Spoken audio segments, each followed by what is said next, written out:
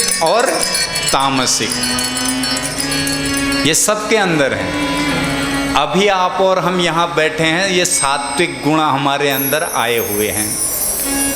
जैसे ही घर जाएंगे वो लड़ाई भिड़ाई और उसकी वो सब याद आएगा, तो ये तामसिक गुण, जैसे ही किसी के प्रति बुरे विचार बुरे भाव अंदर आए तो ये तामसिक गुण हमारे अंदर आ रहा है।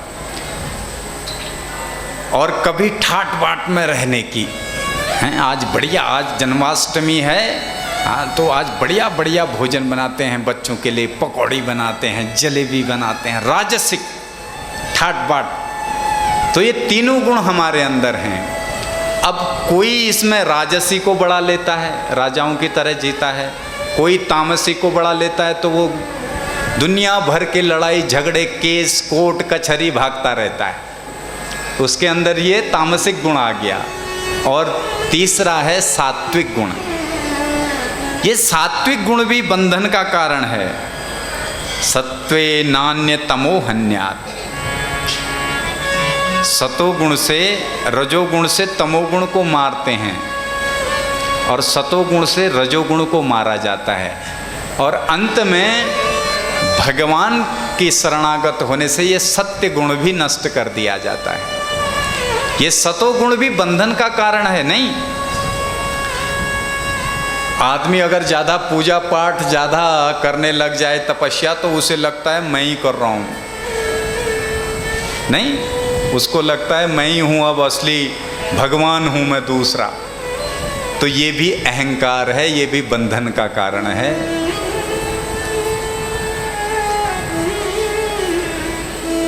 कैसे उदाहरण दिया, एक था गधा वाला, खच्चर वाला, उसके पास 10 गधे थे।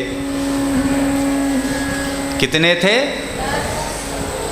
9 को तो बांध दिया उसने, अब 10वें के लिए रस्सी नहीं मिल रही है, पूरा घर ढूंढ दिया, कहीं रस्सी है ही नहीं, बाजार बहुत दूर है, परेशान है। एक संत आए, बोले क्यों परेशान है? बोला महाराज मैंने 9 गधे बांध दे, ये एक को बांध नहीं पा रहा हूँ, अगर बांधूंगा नहीं तो ये रात भर सोने नहीं देगा। तो संत ने बोला ऐसा कर, झूठ मूठ का हाथ फिरा, झूठ मूठ का इसके पाँव में, पाँव से बांधता था ना, तो इसके पाँव में बोला झूठ मूठ का हाथ फिरा के छोड़ दे। तो इसने क्या किया, झूठ मूठ का हाथ फिराया और छोड़ दिया। अब गधे को लगा कि मैं बंध गया हूं, पूरी रात खड़ा रहा। अब सुबह इसने सारे गधों को खोला, वो सब भाग लिए। अब इसको बांधा ही नहीं था तो खोलना क्यों था? अब इसको डंडे मारने लगा, चल चलता नहीं। वो गधा इधर से इधर घूमे, इधर से इधर घूमे। फिर संत आए, बोले क्यों परेशान है? महाराज ये जाता ही नहीं। अरे पगले, कल रात तूने झूठ मूठ का इसको बांधा था ना, अब झूठ मूठ का ही इसको खोल, तब जाएगा। जैसे ही इसने झूठ मूठ का हाथ फेरा तो गधे ने दौड़ लगा दी। ठीक ऐसे ही आप और हम भी झूठ मूठ के बंधे हैं, हमें किसी ने बांधा नहीं। कई लोग तो कहते हैं महाराज क्या बताएं, जब गृहस्थी में आओगे तब पता चलेगा। अरे हमसे पूछ के गए क्या गृहस्थी में, या हम तुमसे पूछ के जाएंगे? अरे गृहस्थी सबकी है, ये जानवरों की भी गृहस्थी है, नहीं समझ रहे हो? हाँ, गाय का जब बच्चा होता है, छोटा जब होता है, तो वो जंगल से जल्दी भाग आती है, मेरा बच्चा भूखा होगा। लेकिन जब उसका बच्चा बड़ा हो जाता है फिर वो उसका मोह छोड़ देती है। लेकिन हम इंसानों की स्थिति उन जानवरों से भी गई गुजरी हुई। क्यों? बोले 80-80 साल के हो गए, 60-60 साल के हो गए, अभी भी नाती पोतों उनके बारे में सोच रहे हैं, अपने बारे में नहीं सोच रहे हैं। मन एव मनुष्याणाम कारणम बंध मोक्षयो, ये मन ही, हमारे मन ने हमको बांध रखा है, जबरदस्ती के बंधे हैं। ना हमारे बच्चे कहते हैं हमसे बंध हो, ना किसी और ने कहा, जबरदस्ती।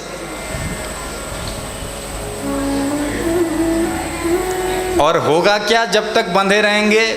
बोले 84 लाख में घूमते रहेंगे। सज्जनों, एक बात, हमारे घर में जितने जानवर हैं ना, वो ऐसे ही नहीं, अनायास कुछ नहीं हो रहा है इस प्रकृति में। किसी न किसी जन्म का उनसे हमारा संबंध है, इसलिए वो अब जानवर होके भी हमसे जुड़ रहे हैं। और आप और हम मिले हैं तो ये किसी न किसी जन्म में पहले भी मिले होंगे, तब यहाँ मिले हैं।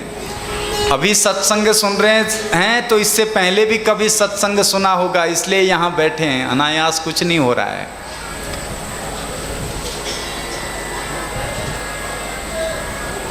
आगे हमारी भट्टाई जी बैठी हैं, इनका कहना है कि बेटे मुझे कुछ नहीं चाहिए, ना मुझे अपने घर वालों के धन से लेना देना, कुछ नहीं, बस केवल एक बार मेरे से कथा और हो जाती भागवत, तो उसके बाद शरीर छूट भी जाता तो कोई चिंता नहीं थी। ये भाव किसी किसी के अंदर आ पाता है, बहुत कम लोगों के अंदर ये भाव आता है। नहीं तो आदमी सोचेगा अरे कथा में कितने पैसे खर्च होंगे, मेरा नातपात भूखा मर जाल। ये कहते हैं बहुत हैं लोग, कहते हैं हमारे पास कुछ नहीं है। मुझे पहली माता जी ऐसी मिली जो कहती है हमारे पास व्यास जी है, बहुत है, भगवान की कृपा है, बड़ी कृपा है। हाँ, इसीलिए संत गाते हैं मेरा आपकी कृपा से। जो भगवान के भक्त हैं ना, वो यही गाते हैं। ये बड़ा अच्छा भजन भी है, नहीं? आपने सुना है? हैं? सुना होगा, इस कान से सुना, इस कान से निकाल दिया, क्या करना है। आप लोगों को भजन कैसे वाले याद रहते हैं पता है? पहाड़ी गीत पूछ लो माताओं से, शादी में इतने गीत याद होते हैं पूछो ही मत। उससे भजन ल खूब याद रोना बैठकों में गाछी।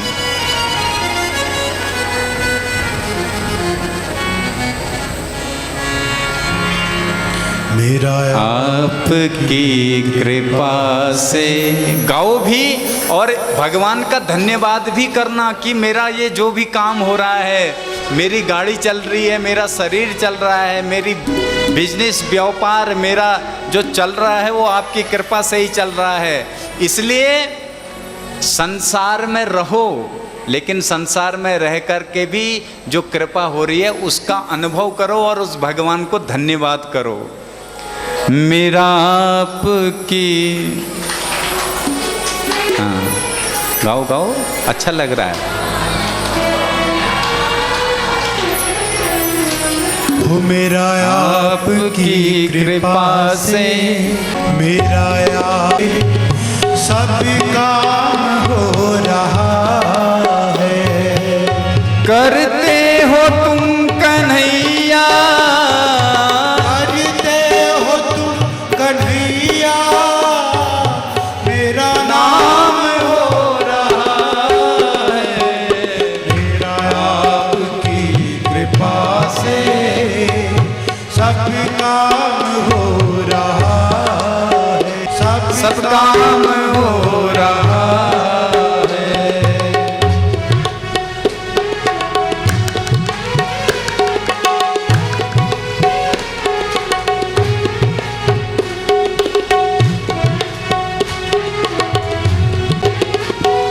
पतवार के बिना ही मेरी नाव चल रही है, बिना ही मेरी नाव चल रही है। पतवार के बिना ही मेरी नाव चल रही है, मेरी नाव चल रही है। हैरान है ज़माना, मंजिल भी मिल रही है। हैरान है जमाना, मैं कुछ भी जय हो करता नहीं, मैं कुछ भी काम होगा, सब काम हो रहा है। मेरा आपकी कृपा से हो रहा है। मेरा आपकी कृपा से सब काम हो रहा है। भाव से, बड़े भाव से।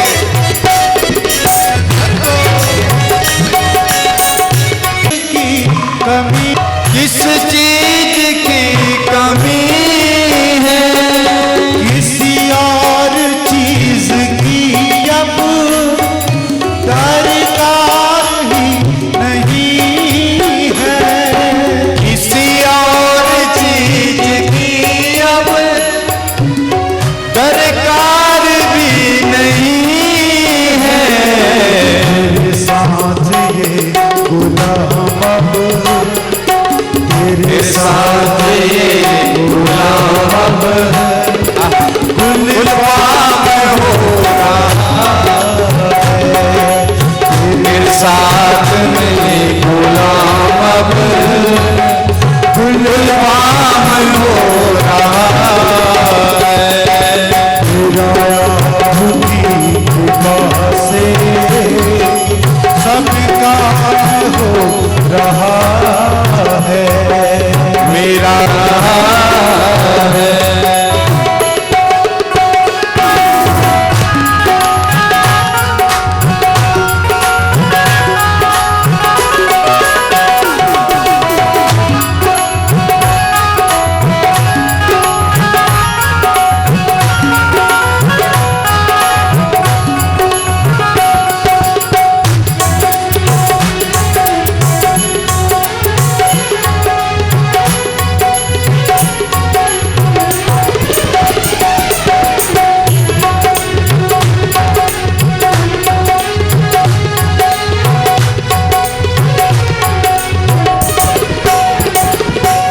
जैसा कौन होगा, दुनिया में होंगे लाखों, तेरे जैसा कौन होगा।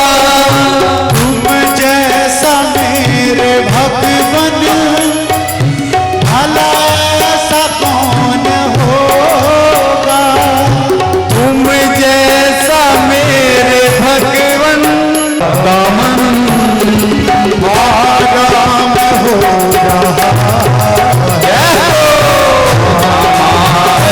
मेरा दामन आराम हो रहा है।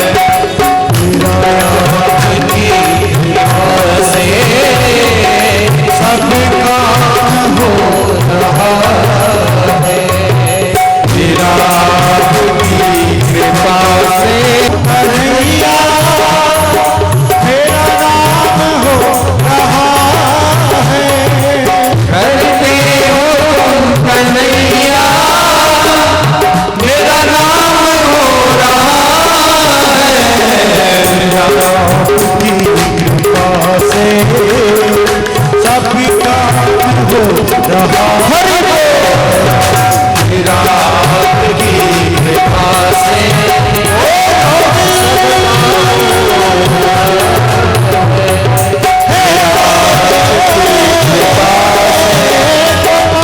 सब काम हो रहा है, सब काम हो रहा है, सब काम हो रहा है, सब काम हो रहा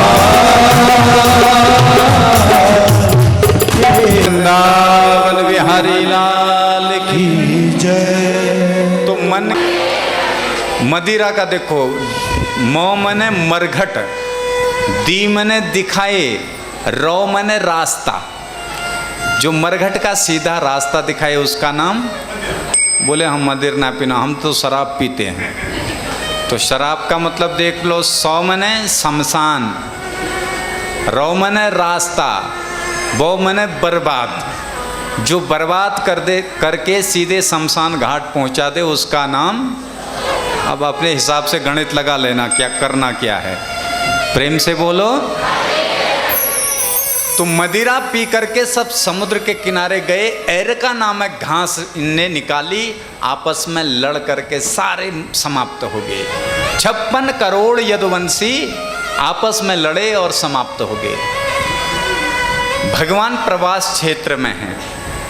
बलदेव जी समुद्र में गए और शेष रूप में परिणित हो गए हैं। बोल शेषावतार बलदेव भगवान की।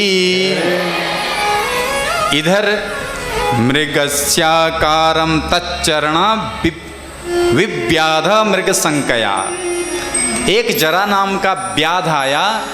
भगवान प्रवास क्षेत्र में एक चरण को दूसरे चरण के ऊपर रख करके लेटे हुए हैं।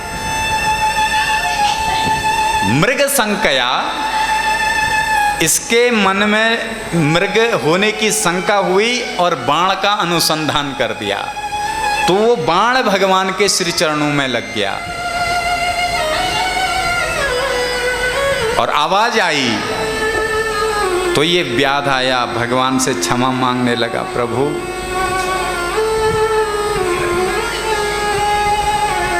मुझे क्षमा कर दें, मैंने मृग जानकर बाण चलाया। भगवान बोले तूने मृग जानकर नहीं, तूने तो बाण मेरी इच्छा से चलाया है। बोले वो कैसे? बोले रामावतार में जब तू था बाली तब मैंने तेरे को छुप के बाण मारा था, आज तूने मुझे छुप के बाण मार दिया, तेरा मेरा भी हिसाब किताब बराबर हो गया। अब मैं तुझे वरदान देता हूँ, आशीर्वाद देता हूँ, तेरा कल्याण हो। व्याध का कल्याण कर दिया भगवान ने और दिव्य तेज कृष्ण स्वरूप से निकला। वो जाकर के सौदा मन्या यथाकाशे यान्ता हित्वा भ्रुमंडलम, जैसे आकाश में बिजली चमकती है ऐसा भगवान श्री कृष्ण का विग्रह चमकने लगा और दिव्य तेज आकर के श्रीमद् भागवत में बैठ गया। स्वीकीयम यत भवेत तेजः तच्च भागवते दधात, वो दिव्य तेज श्रीमद् भागवत में बैठ गया। इसीलिए ये भागवत कोई ग्रंथ नहीं, श्रीमद् भागवताख्योयम प्रत्यक्ष कृष्ण एव ही, इसका एक एक शब्द भगवान कृष्ण का स्वरूप है। बोलो भागवत महापुराण की। तेनेयं वांगमयी मूर्ति प्रत्यक्षा वर्तते हरि, ये भगवान का वांगमयी विग्रह है। इसलिए इसके शब्दों पर जो अमल करेगा, देखो हम लोग गुरुद्वारों का उदाहरण दिया करते हैं, कितनी अच्छी व्यवस्था गुरुद्वारों में होती है। क्यों? क्योंकि वो ग्रंथ को अपना गुरु मानते हैं, ग्रंथ को पढ़ते हैं, ग्रंथ को जानते हैं। और आप और हम जैसे लोगों के चक्कर में पड़ जाते हैं, इसीलिए फिर आजकल तो बड़ा ये बेकार, हम बार बार कहते हैं गलियन गलियन गुरु फिरे। ध्यान से सुनना, आज वो हो रहा है, गलियन गलियन गुरु फिरे, हमसे दीक्षा लेओ, स्वर्ग जाओ चाहे नरक जाओ, मोटे मोटे लिफाफा देओ। अच्छा, फिर चेला भी वैसा ही मिलता है ऐसे गुरुओं को। चेला कहता है भलो भयो गुरु चल बसयो, चैलन पड़ गई चैन, और छठे महीना आवतो धोती कपड़ा लेन। फिर चेला भी ऐसे ही मिलते हैं, तो बोले लोभी गुरु लालची चेला, और दोनों का नरक में ठेलम ठेला। तो इसलिए सावधान रहें, भागवत को पढ़ें, क्योंकि ये श्रीमद् भागवत हमारे सारे शंकाओं को दूर करता है।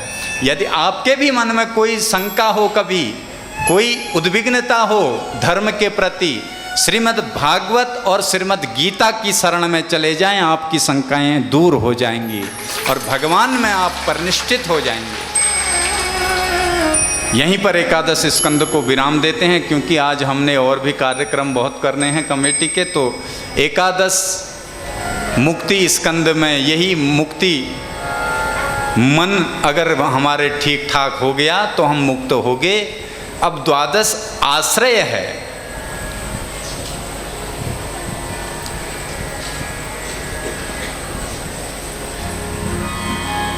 उद्धव जी भगवान की चरण पादुका लेकर के विचरण करते हुए श्री बद्रीनाथ में आए हैं। बद्रीनाथ मंदिर से ऊपर उद्धव कुटी है, वहाँ आज भी वो पादुकाएं रखी हैं, आप जाकर के दर्शन कर सकते हैं आज भी। श्रीमद् भागवत के द्वादश स्कंद में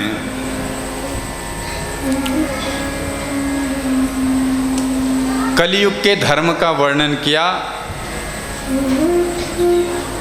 दाम्पत्ये भिरुचिर हेतुर मायेव व्यवहारिके स्त्रीत्वे पुंसत्वे च हि रतिर्विप्रत्वं सूत्रमेव ही। इस कलयुग में बोले अब लड़का लड़की किसी से परमिशन नहीं लेंगे। दाम्पत्य अभिरुचिर विवाहे, वो अपनी रुचि से विवाह कर लेंगे।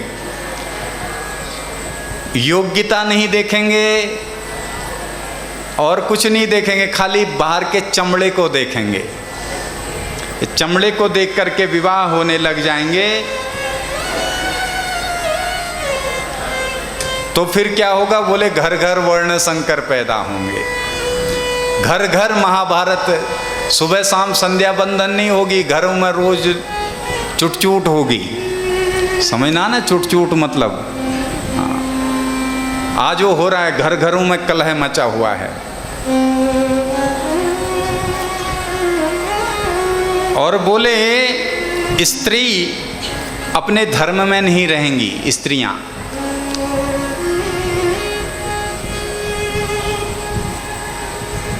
स्त्रियों का धर्म क्या है? खुद भी धर्म की ओर जाना और पूरे परिवार को भी धर्मज्ञ बनाना। ये माताओं के हाथ में है, क्योंकि पिता लोगों को इतना समय नहीं रहता कि वो धर्म कर्म कर पाएं, दिन भर कमाने धमाने में व्यस्त रहते हैं।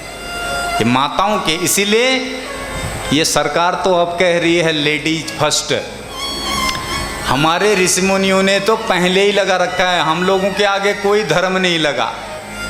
और स्त्रियों के आगे तो लगा है धर्म पुत्री, धर्म पत्नी हैं। तो आप तो पहले से ही धर्मज्ञ हैं। हाँ, और ये दिखता भी है कथाओं में, हम जहाँ भी जाते हैं, अब यहीं देख लो, अपनी संख्या देख लो और इनकी संख्या देख लो। प्रेम से बोलो।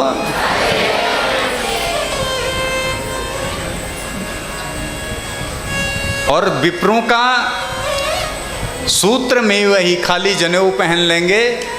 हाँ, कहेंगे हम ब्राह्मण हैं। पंडित सोई जो गाल बजावा, आता जाता कुछ नहीं हो हैं। कपड़े बढ़िया पहन लेंगे, जैसे मैंने पहने ना, ठीक ठाक, चंदन बढ़िया लगा लेंगे और टीका लगा लेंगे। जनेऊ इतना मोटा होगा और मोटे तगड़े होंगे तो फिर क्या पूछा महाराज? बोले पंडित जी बड़े ज्ञानी हैं, योग्यता को कोई नहीं देखेगा। आज वो हो रहा है। और बोले साधु अशुभ भेष भूषण धरे, भक्षा भक्ष्य जे खाए, तेहि जोगी तेहि सिद्ध नर, पूजित कल युग माही। अशुभ भेष, जटाएं बना लेंगे, केस बना लेंगे, गले में सांप नाग मुंडों की माला, मोटे मोटे रुद्राक्ष के कंठे हैं, हीरे मोतियों की मालाएं, स्फटिक की मालाएं टांग लेंगे और भक्ष्या भक्ष्य खाएंगे। और लोग कहेंगे वाह महाराज जी बड़े सिद्ध हैं, बड़े पूजनीय हैं। वो हो रहा है कलयुग में। ते जोगी ते सिद्ध नर, पूजते कलयुग माही। इसलिए सज्जनों सावधान, थोड़ा विवेक से काम लें, अपनी बुद्धि भावनाओं में ना बहें। हम लोग बहुत जल्दी भावनाओं में बहक जाते हैं। आजकल तो कई लोग आ गए हैं, बोलते हैं हम तुम ये देवी देवता सब, ये बोले ये देवी देवता कुछ नहीं है, कुछ नहीं है। बोले तो क्या है भैया? बोले हमारे पास आओ, हाँ उंगलियां ऐसे करो, ऐसे सीधे रीढ़ की हड्डी करो और अपने इधर देखो वो देखो और सीधे मिल जाओ भगवान में। कितने लोग यहाँ भी आ गए हैं, नहीं जाने कितने पंथ चल गए हैं। उससे पूछो तू मिल के आ गया है क्या भगवान में? अरे कक्षा, ये पूजा पाठ क्या है? देखिए थोड़ा सा इस विषय में चर्चा कर लें। कक्षा 1 में जब बच्चा होता है तो क्या सीखता है वो? बोलो क्या सीखता है? ओआ को खो। तो यहाँ भी आध्यात्म में ये जो पूजा पद्धति है ये ओआ को खो है, ये मैट्रिक की परीक्षा वाला काम है। इससे ऊपर फिर इंटरमीडिएट किसे कहते हैं? बोले जो फिर मानसिक पूजा करने लग जाए। और फिर पीएचडी बीएड ये क्या है? ये बोले फिर योग की ओर जाते हैं, फिर ध्यान की ओर। वो भी कैसे? यम नियम आसन प्राणायाम प्रत्याहार धारणा ध्यान समाधि। योग के जो 8 अंग हैं, 8वां अंग है ध्यान।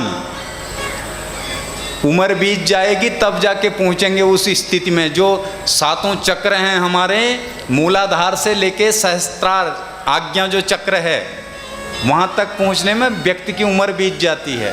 ऐसे नहीं आंख बंद करो हम पहुंचा देंगे। ये सब विडंबनाएं हैं धर्म में, ये हमारे धर्म को तोड़ने की साजिश है। अगर हमारे देवी देवताओं में शक्ति नहीं होती, जो बेचारे ये कांपते हैं, इनको शौक लगा है क्या? इनने भांग पी रखी है यार, हैं? रात के 12 बजे अपने घर अपने बच्चों को भूखा छोड़ देते हैं, काम धंधा छोड़ देते हैं, और हमारे बच्चों को ठीक करने के लिए आते हैं। और हमारे कई प्रमाण हैं, वैसे ठीक भी हो रहे हैं। ये ढोंग नहीं मारा, ये विधर्मी लोग हमको भटकाना चाहते हैं। ये मेरे पास प्रश्न भी आ रखा है,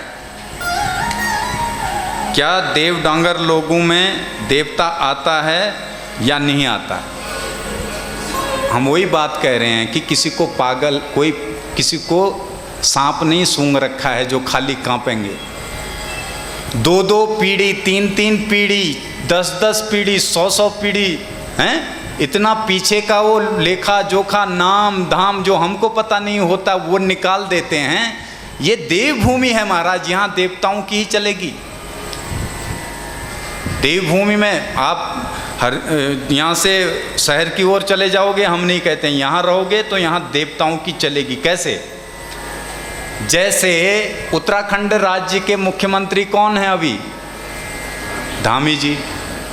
अब प्रधानमंत्री जी यहाँ आ तो सकते हैं, स्वतंत्र हैं वो, लेकिन यहाँ जो योजनाएं हैं वो केंद्र की योजनाओं की घोषणा करते हैं, कर सकते हैं। राज्य की घोषणाएं प्रधानमंत्री नहीं कर सकते हैं।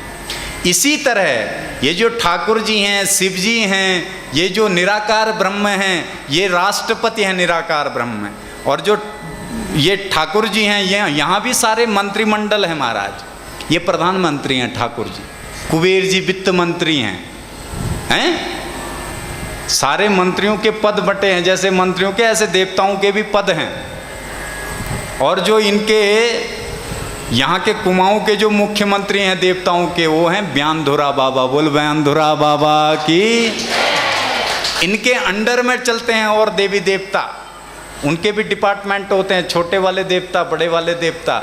लेकिन ये ठाकुर जी प्रधानमंत्री हैं, राष्ट्रपति हैं ये। तो जो देवी अब यहाँ जो आएंगे प्रधानमंत्री, स्वागत उनका जरूर, ये देवता लोग सम्मान कर रहे हैं व्यासपीठ का। लेकिन भगवान कहते हैं भाई यहाँ का राजा हमने तुमको बना रखा है, यहाँ की प्रजा की देखभाल करना तुम्हारा काम है। ये संविधान है, यह आध्यात्मिक। इसलिए जो है उसका वर्णन है, जो है ही नहीं उसका वर्णन कैसे होगा? हैं? तो जो ये कहते हैं कि देवी देवता ढोंग हैं, सबसे बड़े ढोंगी वो हैं जिनको अपना ही पता नहीं है। हमारे दादा परदादा बुजुर्ग दादा, हमारे पुरखों ने देवताओं की, भगवान की सेवा करी, और आज हम विधर्मियों के चक्कर में आके अपना धर्म छोड़ रहे हैं। हमें वो ये धर्म कभी माफ नहीं करेगा महाराज, क्योंकि यतो धर्म ततो जयः, जहाँ धर्म है वहाँ जय है।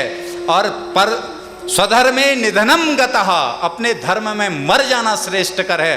पर धर्मो भयावह, भयभीत होकर के दूसरे के धर्म को अपनाने से अच्छा है कि हम अपने धर्म में अपना सर कटा दें, मर जाएं, लेकिन दूसरे के धर्म को कभी नहीं अपनाना है। ये आपको भटकाते हैं, थोड़ी बहुत तंत्र मंत्र सीख ले, तांत्रिक क्रियाएं सीख करके आपको मार्ग से भटका देते हैं। ऐसे लोगों के चक्कर में ना पड़े, सावधान रहें थोड़ा। तो जो मैंने आपको सार रूप में बता दिया कि ब्यानधुरा बाबा क्या हैं और ये जो देवी देवता हैं, इनका चिंतन करोगे तो आपको इनमें तत्व मिलेगा। महाराज वैज्ञानिकों ने यहाँ वो लगाए अपने यंत्र, तो कुछ न कुछ उन्हें चहलकदमी मिली। वृंदावन में आपने न्यूज में देखा होगा, देखा? वृंदावन निधिवन में न्यूज में भी दिखाते हैं, और वैसे वृक्ष कहीं हैं ही नहीं। अब हम लोग, बात यह है, हम लोग अपने धर्म के बारे में पढ़ते नहीं, और समस्या इस बात की है हमें कोई ढंग से पढ़ाने वाला भी नहीं है। हम लोग भी तो इसमें दोनों की गलती है, आप लोगों की भी हमारी भी है। हम अपने को भी दोषी मानते हैं क्योंकि हम अध्ययन नहीं करते, स्वाध्याय नहीं करते, बस थोड़ा जान लेते हैं, उसी में फिर भटकाते रहते हैं। ये गलती हमारी भी है, और आप लोगों की ये गलती है कि आप लोग पढ़ते नहीं हो, आंखें बंद कर लेते हो, कान बंद कर लेते हो, जो कह रहे हैं सही कह रहे हैं। जैसे अभी उदाहरण दिखाता हूँ आपको, बोले हिरण्याकश्यप महाराज की, ये है उदाहरण। 7 दिन हो गए हैं कथा सुनते सुनते, अभी इन्हें ये पता नहीं चलता भगवान नरसिंह कौन है, हिरण्यकश्यप कौन है। अभी देखना, अब भी समझ में नहीं आया होगा। बोले हिरण्यकश्यप महाराज की। बताओ भाई जी, ये नहीं भटकेंगे तो हम भटकेंगे? प्रेम से बोलो। अरे हिरण्यकश्यप का जय जयकार नहीं करना है भैया, जयकार करना है तो बोल नरसिंह भगवान की। जय जयकार भगवान की करनी है, राक्षसों की नहीं। इन राक्षसों की जय जयकार करके तो हम अपने धर्म का बेड़ा गर्क कर चुके हैं। इसलिए थोड़ा सा जागृत हो जाओ,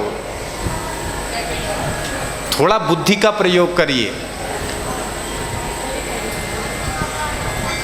कलयुग की ये गति है, अंत में परीक्षित कहता है महाराज जी आज ही तो मुझे मरना है। सुखदेव जी को गुस्सा आ गया। त्वं तु राजन मरिष्येति पशु बुद्धि मीमाम जयी। अरे राजन, तुम मरोगे, ऐसी पशु बुद्धि का परित्याग करो। तुम मरने वाले नहीं हो। आप और हम मरने वाले हैं क्या? हैं? बोले मरने वाले तो हैं, मरने का कोई भय नहीं है। क्यों? क्योंकि आज चाहे कल एक न एक दिन तो जाना ही है, और हमें गाय भैंसों की तरह नहीं मरना है, जानवरों की तरह नहीं, न जीना है न मरना है। हमें भक्त बन के जीना है, भक्त बन के। और यदि कोई हमारे धर्म पे कुठाराघात करे तो उसके लिए हम, देखो हमारे यहाँ थोड़ा सा हम लोगों को इतना डरावना बना देते हैं ना। हमारे सारे देवी देवताओं के पास क्या हैं? अस्त्र शस्त्र हैं कि नहीं? क्यों हैं? दिखाने के लिए, धर्म की रक्षा के लिए। अगर जहां धर्म की कोई बात करे, देवी देवताओं की निंदा करे, या तो उसकी जीभ खींच लो वहीं पे, अन्यथा कान में उंगली करके वहां से भाग जाना चाहिए। क्यों? ए जी हरिहर निंदा सुने ही जे काना, हरिहर निंदा सुनहि जे काना। हो ये पाप गौ घात समाना, हो ये पाप गौ घात समाना। जो अपने देवी देवताओं की, अपने धर्म की निंदा सुनता है, उसको गौ हत्या का पाप लगता है। इसलिए चाहे कुछ हो जाए, हम सबको एकजुट होके, जहां धर्म की बात आए वहां ना राजनीति देखनी चाहिए, और वहां ना कुछ और देखना चाहिए, स्वार्थ निस्वार्थ। वहां सबको एकजुट होकर के, एक होकर के धर्म के खिलाफ लड़ना चाहिए, और जो सत्य पे चल रहे हैं उनका साथ देके अपने धर्म की रक्षा करनी चाहिए।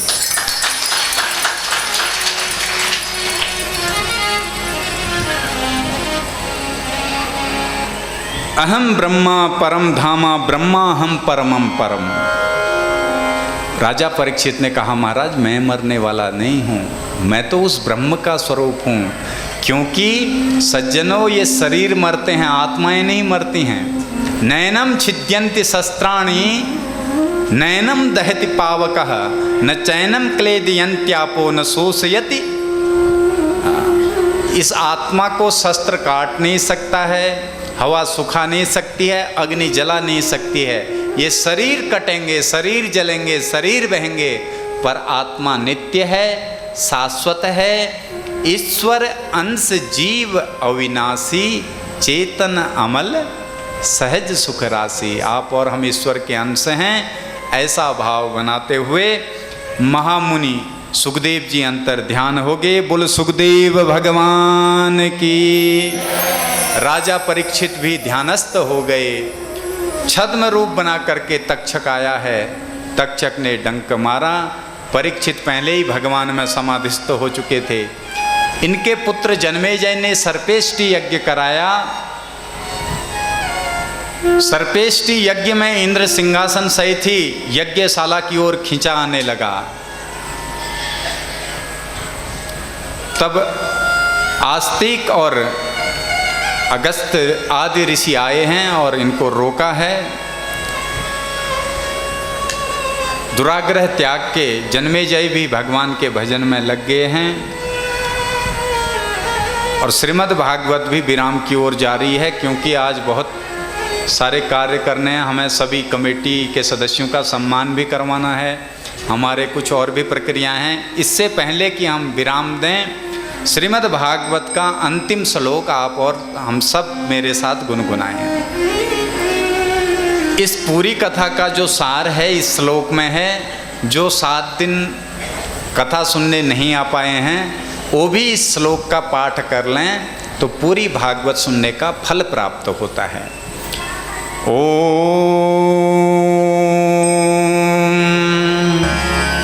नाम संकीर्तनम यस्य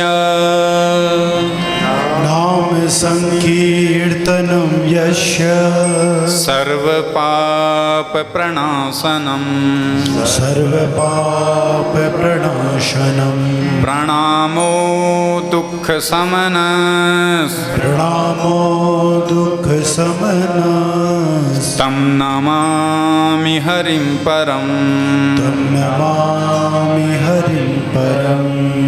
इस पूरी भागवत का एक ही सार है कि आप और हमको आजीवन अनवरत नाम संकीर्तन करते रहना है। क्यों? भगवान के नाम में बड़ी सामर्थ्य है। जैसे अजामिल, गणिका, गीध, व्याध, गज इन सब को तारा, वो आप और हमको भी तार देंगे, क्योंकि ये कलयुग बहुत अच्छा युग है। एजी कलयुग केवल नाम आधारा, कलयुग केवल नाम आधारा। सुमिरे सुमिरे नर उतरे पारा, सुमिरे सुमिरे नर उतरहि पारा। केवल नाम सुमिरन करते रहना है। अब भाई 7 दिन कथा सुन ली है तो दक्षिणा तो बनती है नहीं? कितने लोग देंगे दक्षिणा? कई माताएं तो डर रही हैं, कहीं नाथा तो मांग ले, नींद है गए। पर हम ऐसी दक्षिणा आपसे नहीं मांगेंगे। हम एक दक्षिणा आपसे मांगते हैं। आपके पास जितने भी पाप आपने संचित किए हों वो सब आप हमारी झोली में, हमारी व्यासपीठ के पास रख जाना। हम इन पापों को ले जा करके गंगा मैया के चरणों में हरिद्वार में रख देंगे। और हमको आपने दक्षिणा में क्या देना है? केवल इतनी दक्षिणा देनी है, जहाँ भगवान की कथा हो, जहाँ देवी देवताओं का पूजन हो, वहाँ आप लोगों को सब कुछ छोड़ करके जाना है, चाहे कथा कोई करे। आप ये मत देखना कि प्रकाश कृष्ण कथा कर रहा है, मुरारी बापू कर रहा है, रमेश भाई ओझा कर रहा है, क्योंकि कथा न ओझा की है, न बापू की है, न इस प्रकाश की है, कथा केवल भगवान की है। इसलिए जहाँ कथा हो वहाँ जाना चाहिए। सारे राग द्वेष बैर को भूल करके निर्मल मन हो करके सब लोग अपना कल्याण करें, इतनी ही दक्षिणा हमें चाहिए।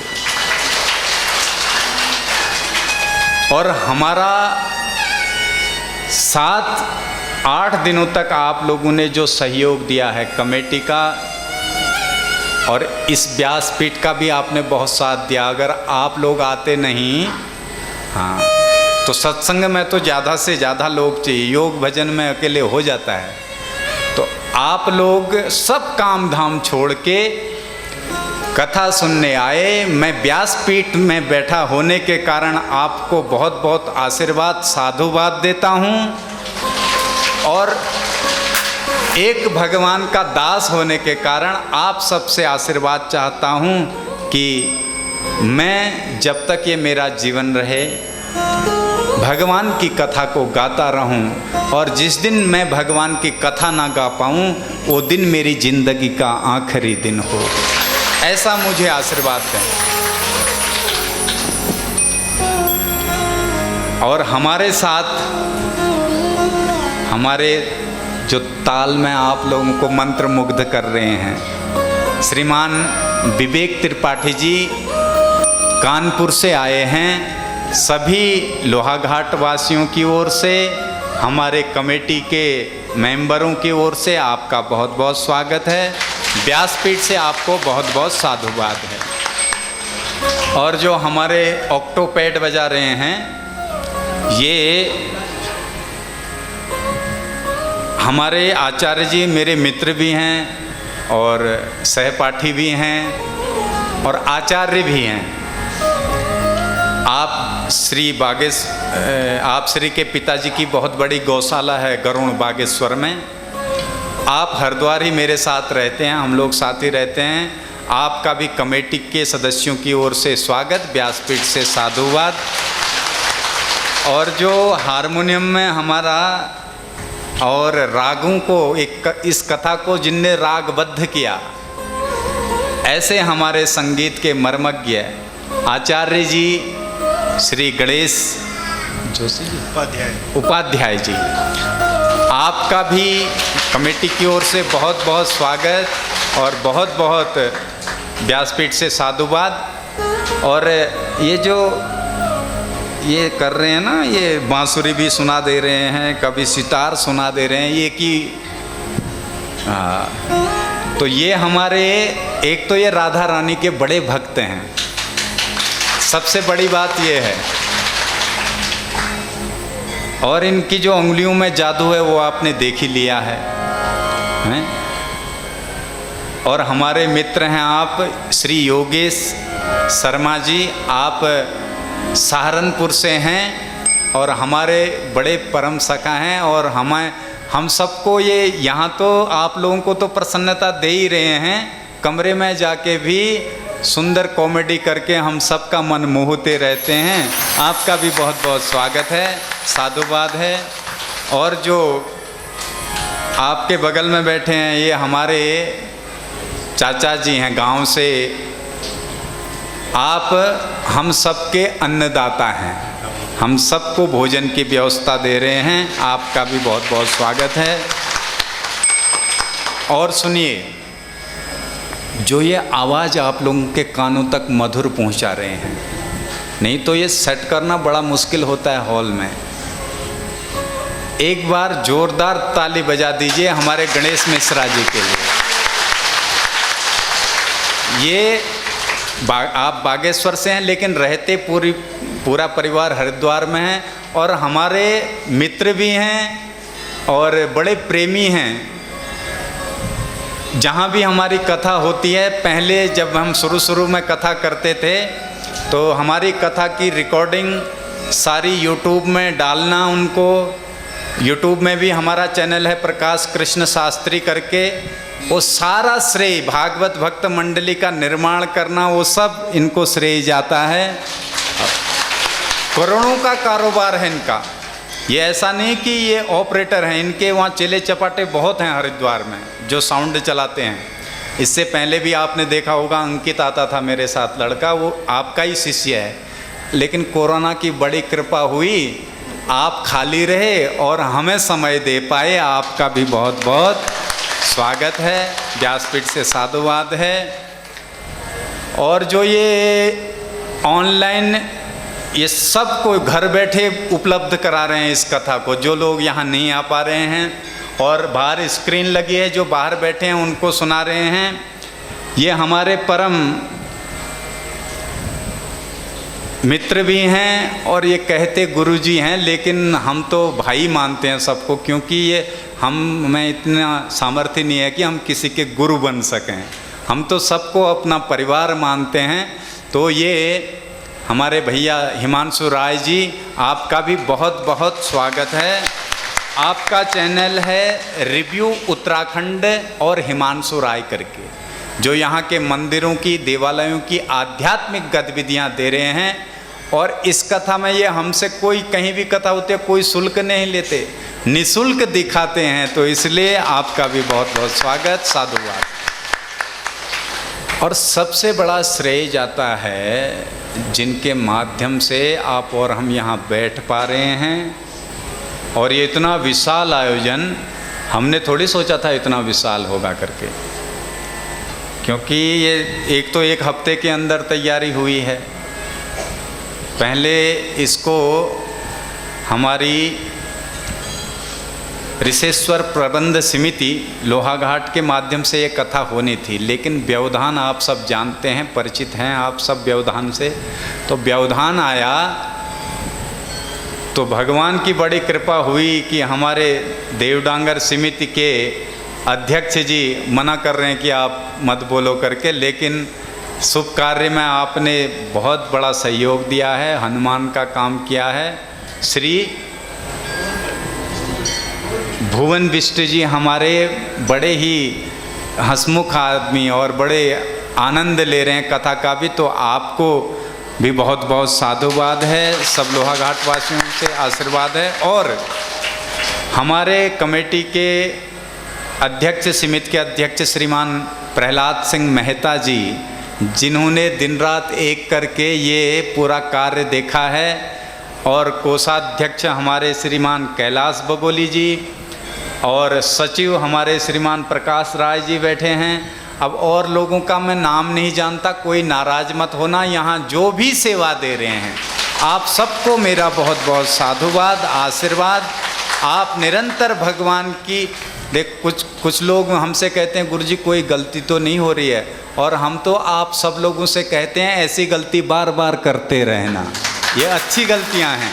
कथा होते रहें, सत्संग होते रहें, ये गलती नहीं महाराज, ये तो आनंद की बात है। और हमारे कमेटी के सदस्य कुछ आप लोगों को सूचना देना चाहते हैं। 10-15 मिनट का आपका समय लगेगा। उसके बाद एक सुंदर सा भजन नृत्य करने वाला, एक हिंदी एक पहाड़ी, आज हमारे भैया अभी तो सुनाएंगे ही। अष्टमी की बहुत बहुत हार्दिक शुभकामनाएं।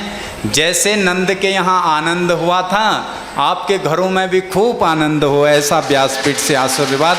तो आइए हमारे कमेटी के सदस्यों से, और एक हम विस्मृति भी हो जाती है ना, हमारे जो ये पूजा पाठ करवाया है, ये जो यज्ञ संपन्न करा रहे हैं, हमारे श्रीमान जो मूल पाठ में बैठे हैं, हमारे भाई भी हैं और मित्र भी हैं और बड़े विद्वान भी हैं। श्रीमान पांडे जी, आपका भी बहुत बहुत स्वागत है, साधुवाद है। व्यासपीठ से बनारस से पढ़े हैं, बहुत अच्छे विद्वान हैं, बड़ी प्रसन्नता हुई।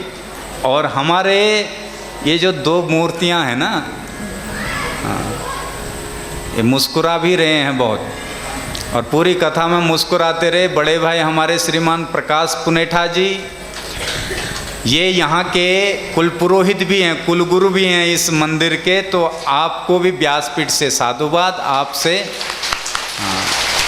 मंदिर में जो कुलगुरु होते हैं, जैसे तीर्थों में पुरोहित होते हैं, ऐसे ये जो ऋषेश्वर जो तीर्थ है उसके ये पुनेठा जी लोग पुरोहित हैं। और इनके द्वारा अगर यहाँ आपको अस्क फूल हैं पाठ पूजा करवाई जाएगी तो उसका बड़ा फल है। और जो यहाँ की गद्दी ब्रह्म गद्दी हैं उसके जो अधिकारी हुए वो हमारे श्रीमान नवीन बगोली जी। ये बचपन से हमें बड़ा प्रेम करते हैं। हाँ, जब हम यहाँ कथा में आते थे, हाँ, उस समय तबला पीटा करते थे। धीरे धीरे उन्नत करता है ना बच्चा, तो बड़े संघर्ष परमात्मा ने बड़ी कृपा रखी, साधु संतों का साथ दिया। और संघर्ष नहीं कहूँगा मैं उसे, वो मेरे लिए बहुत अच्छे दिन थे जो संतों की संगत करी, उसी का आज ये फल है। तो आपने बड़ा हमें हरिद्वार से ही सहयोग किया, आपको भी बहुत बहुत व्यासपीठ में होने के नाते साधुवाद।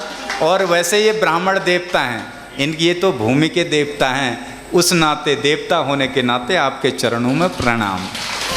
तो आइए हम कमेटी के सदस्य श्रीमान प्रकाश राय जी और हमारे पुनेठा जी आप लोगों को सूचनाएं देंगे। उसके बाद आरती भोग सबका सम्मान करके होगा। आज विदाई हैं और आप जितने भी यहाँ बैठे हो अपने लिए भी खूब तालियां बजा दो। आप सब घरबार छोड़ के सब कुछ छोड़ के यहाँ कथा सुनने आए, आप भी सब, आपको भी साधुवाद है। मैं अपनी वाणी को यहीं पर विराम देता हूँ।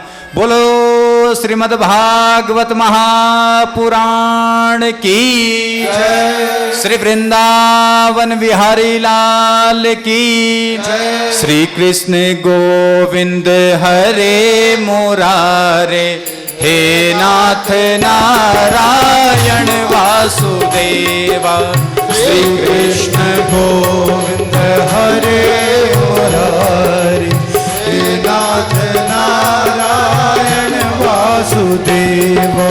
पितुमात स्वामी सखा हमारे, मात स्वामी सखा हमारे, हे नाथ नारायण वासुदेवा, श्री कृष्ण गोविंद हरे मुरारी, हे नाथ नारायण वासुदेवा, हे नाथ नारायण वासुदेवा। धर्म की अधर्म का प्राणियों में विश्व का, गौ माता की, गंगा मैया की, ऋषेश्वर महादेव की जय जय श्री।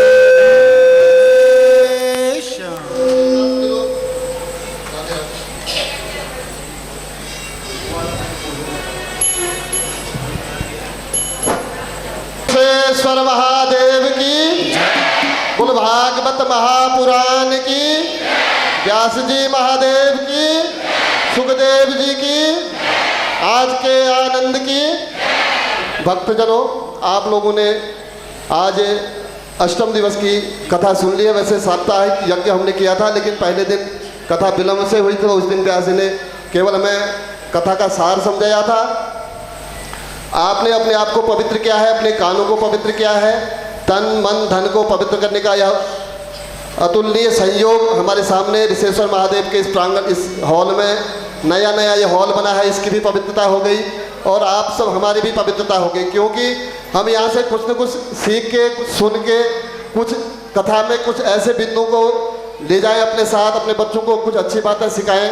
अगर हो सकता है हम में कोई बुराई हो, मैं तो एक ही चीज़ कहता हूँ, उस बुराई को जैसे व्यास जी ने कहा कि व्यास जी की झोली में आप डाल दें, व्यास जी उसको गंगा में प्रवाहित करने की शक्ति और सामर्थ्य रखते हैं। क्योंकि हर आदमी में कोई न कोई दुर्गुण होता है। अगर हम धीरे धीरे कथा के माध्यम से अपने दुर्गुणों को, अपने कमियों को, अपने विकारों को छोड़ेंगे, कोई ऐसा संकल्प लेंगे कि आने वाले समय में हम ऐसा कोई गलत काम नहीं करेंगे, मेरे पास आज से ये कमी था, ये इस काम को मैं आज से नहीं करूँगा। कोई बीड़ी पीता हो तो कहीं मैं बीड़ी नहीं पीऊँगा, गुटखा खाने वाला कहीं मैं गुटखा नहीं खाऊँगा। आप लोग भी बहुत कितनी भर भर के जो चाय पीते हो, बोलो चाय नहीं पियेंगे। ऐसा संकल्प लोग, अच्छी चीज़ खाएँ, अच्छे काम करें, भगवान का नाम संकीर्तन करें और अपने घर में सब अच्छा कार्य करें। तो सब यहाँ से आचार्य पीठ से आपको आशीर्वाद देते हैं। भगवान ऋषेश्वर महादेव की कृपा आप सबके परिवार में, आपके इष्ट मित्रों में। हमने पूरा संकल्प यही लगाया था पूजा में कि सबका भला हो, पूरे राष्ट्र की सुख शांति के लिए पूरे बारगांव समिति और नगर समिति जनपद पूरा देश जो है सर्वजन सुखाय सर्वजन हिताय सर्वजन कल्याणाय सुख शांति के लिए हमने कथा का आयोजन करवाया है। तो व्यास जी का एक बार सभी लोग तालियों के साथ एक बार धन्यवाद करें। आपकी सदा जय हो। कम उम्र में आपको अच्छा अभ्यास है, आप कथा के मर्मज्ञ हैं, संगीत आपका बहुत अच्छा है, इसलिए लोहाघाट के निवासी आपको सुनने के लिए उत्साहित रहते हैं। सब कई लोग आपके देखने के लिए आपकी कथा सुनने के लिए यहाँ भीड़ बड़ी है। तो मैं ज़्यादा समय न लेते हुए हमारे कमेटी के सचिव श्री प्रकाश चंद्र राय जी कुछ जानकारी आपको देंगे। मैं उनको माइक देना चाहता हूँ। राय जी हमारे बीच आएँ और कुछ जो है आशीर्वचन अपनी तरफ से सभी भक्तों को बताएं। बोले साचे दरबार की। बहुत बहुत धन्यवाद गुरु जी। एक बार यहाँ पर आप लोगों ने 7 दिन 8वें दिन तक कथा का श्रवण किया, रसास्वादन किया। जैसा कि मुझे लगा कि महिलाओं में इतना उत्साह दिखा कि वो 12 बजे से लेकर अपनी तैयारियों में जुट रही थी कि कथा में इतना आनंद आ रहा है कि किस समय पहुँचे। कथावाचक श्री प्रकाश कृष्ण शास्त्री जी के मुखार बिंदु से जो रसास्वादन यहाँ पर आपके सामने हुआ, उससे आप लोगों में आनंद एवं शांति का संचार जो देखने को मिल रहा है। भविष्य में इसी प्रकार से हमारा प्रयास होगा ऋकेश्वर प्रबंधन समिति की ओर से कि और अधिक सुविधा आपके लिए यहाँ पर उपलब्ध कराई जाए। जो भी कमियाँ रही हों समिति की ओर से हम क्षमा चाहेंगे। इसी के साथ मैं इस पवित्र धाम ऋकेश्वर महाराज की धरती पर आप सभी का हमारे बीच उपस्थित विद्वान कथावाचक श्री प्रकाश शास्त्री जी का, उनके साथ आए हुए कथा मंडली में संगीत का संगत देने वाली मंडली का, हमारे बीच विद्वान महात्मा के रूप में आदित्य दास जी का, डांगर समिति के अध्यक्ष हमारे भुवन बीस जी का और महात्माओं का, सभी का मैं यहाँ पर उल्लेख करूँगा। एक बार जोरदार से जब तक हम ऋकेश्वर महाराज की जय जयकार नहीं करेंगे, क्योंकि उस पवित्र भूमि में हम लोग यहाँ पर निवास कर रहे हैं। हमारे सुख दुख के साथी ऋकेश्वर महाराज ही हैं। बोलो ऋकेश्वर महाराज की, बेताल बाबा की, समस्त इष्ट देवी देवताओं की धन्यवाद। एक बार जोरदार से राधे राधे। धन्यवाद। यहाँ पर उपस्थित सभी महानुभावों का, मैं बहनों का, माताओं का स्वागत करता हूँ। जैसा कि कुछ समय में यहाँ पर रहूँगा, विगत वर्षों से आपने देखा होगा कथा करने में कुछ दिक्कतें यहाँ पर रहती थी। इस बार विगत वर्ष से जब समिति का यहाँ पर आयोजन हुआ, समिति गठित की गई, तो आपको पहले तो लगा होगा कि कुछ अजीब जैसा कि ये क्या करने जा रहे हैं। लेकिन मैं यहाँ पर कहना चाहूँगा कि जो समिति है श्री प्रहलाद सिंह मेहता जी के नेतृत्व में, प्रहलाद सिंह जी के नेतृत्व में यहाँ पर जो कार्य हो रहे हैं, एक विशाल भवन आपके सामने है जिसमें आप बैठकर कथा का श्रवण कर रहे हैं। मुझे लगता है कि आपको ज़रूर इसमें आनंद आया होगा, अलग से अनुभूति हुई होगी। एक बार जोरदार तालियां से स्वागत करेंगे।